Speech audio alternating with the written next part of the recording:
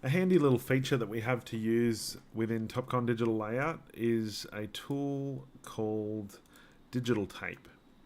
So if I click on Digital Tape, it's exactly what it sounds like. It's essentially a digital tape measure. So if we're tracking and we walk over to an area that we're interested in and we want to get the distance between two objects as well as the difference in elevation or the difference in height. In this example, I'm just going to set the simulator here. We can hit this blue button to record. So we'll measure that point. And now as we move over here and hit measure, in the results tab, it'll show us the slope distance, the horizontal distance, and the height difference if there is one. No data is actually stored against this, so it's just a nice little easy to use tool to find out some quick measurements.